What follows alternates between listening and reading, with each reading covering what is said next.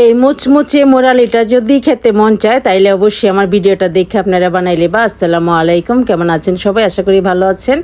তো দেখেন, একটা বোলের মধ্যে নিয়ে নিলাম পরিমাণ মতো ময়দা, এবার দিয়ে দিচ্ছি বেকিং পাউডার, তারপর দিলাম সামান্য লবণ, দিয়ে খুব ভালো করে মিশিয়ে নিচ্ছি। এবার দিয়ে দিব সামান্য তেল। তেলটা দেওয়ার পর ময়দার সাথে খুব ভালো করে মিশিয়ে নেব, তারপর নর্মাল ঠান্ডা পানি দিয়ে একটা ডো বানিয়ে নেব।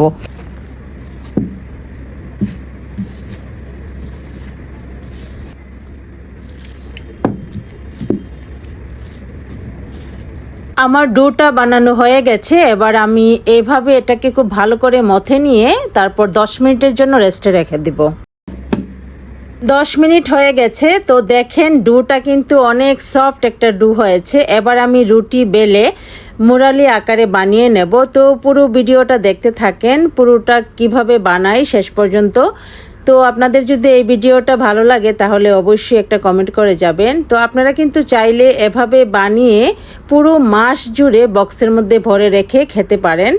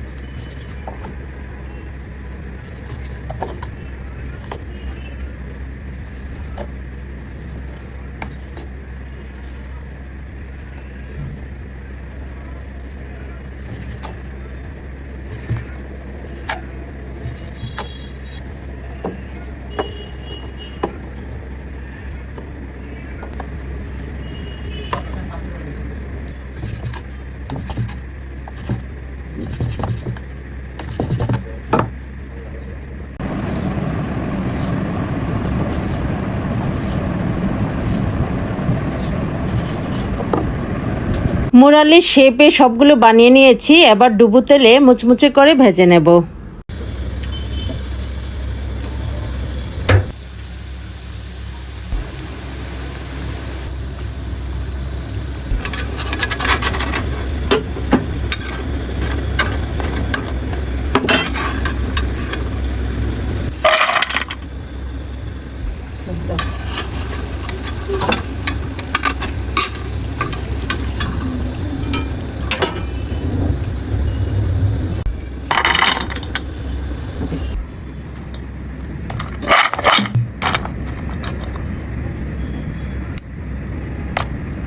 সবগুলো ভাজা শেষ। তো এবার শিরায় দেওয়ার পালা।